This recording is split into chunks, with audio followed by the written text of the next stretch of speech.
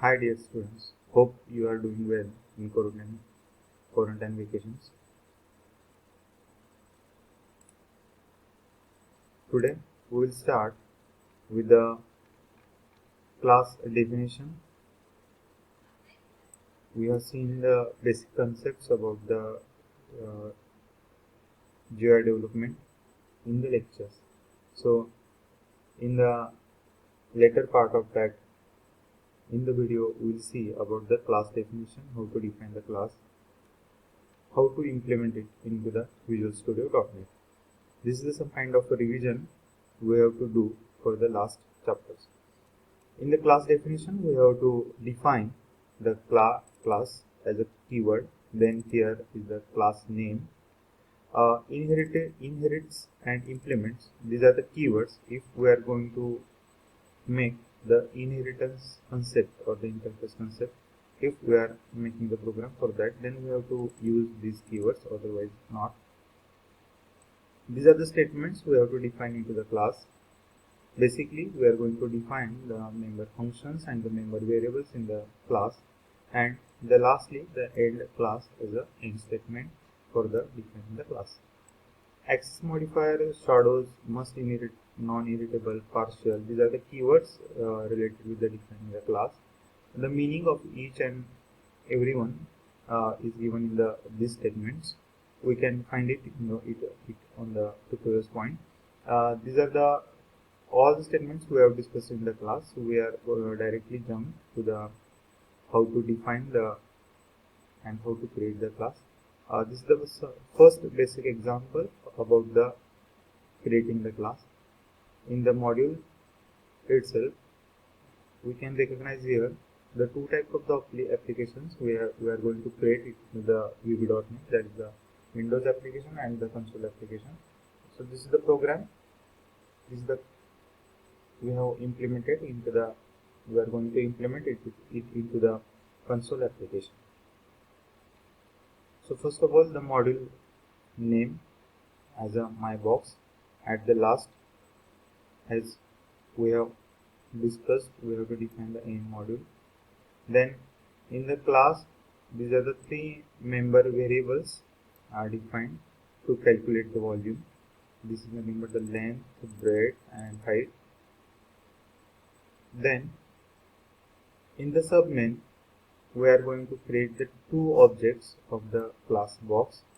These are the statements are used to create the object as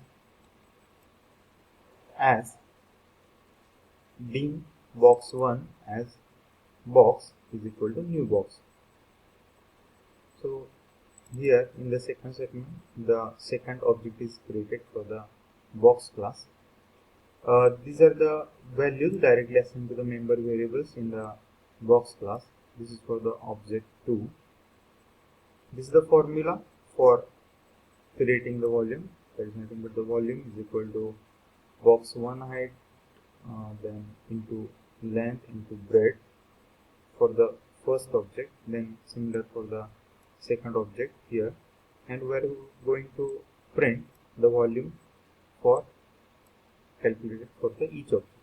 Then add the last console.read key and the answer.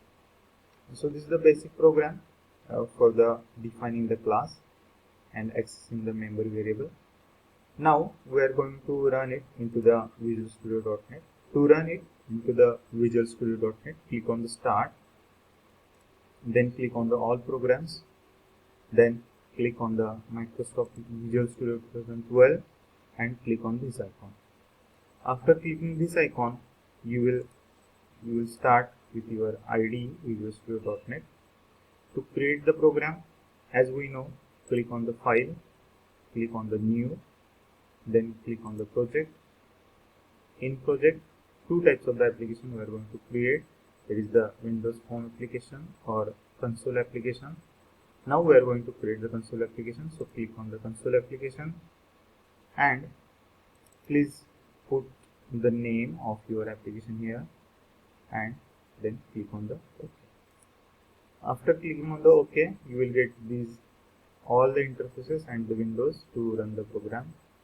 This is This is the Solution Explorer. Here you will get your project name and the module names and the form names that you want to create. Then this is the Properties windows. This is the Output window. Then this is the Toolbox, whereas this is the Solution Explorer. So these all the windows are mostly we are going to use it into the Windows Form application.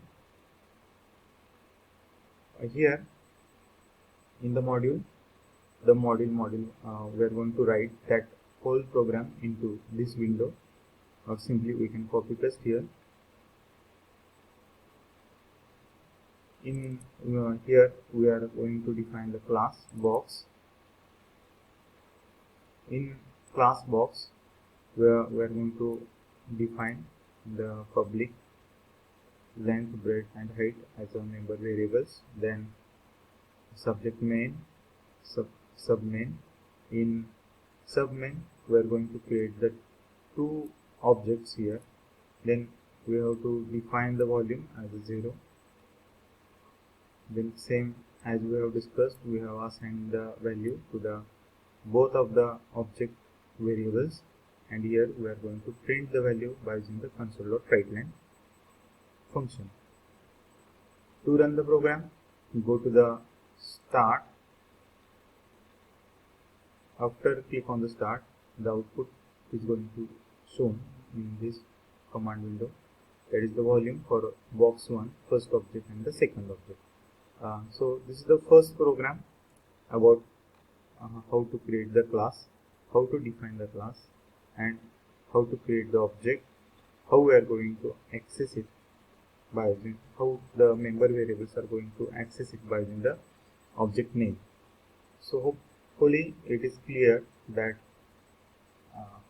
how we are going to create the class in Visual Studio.NET.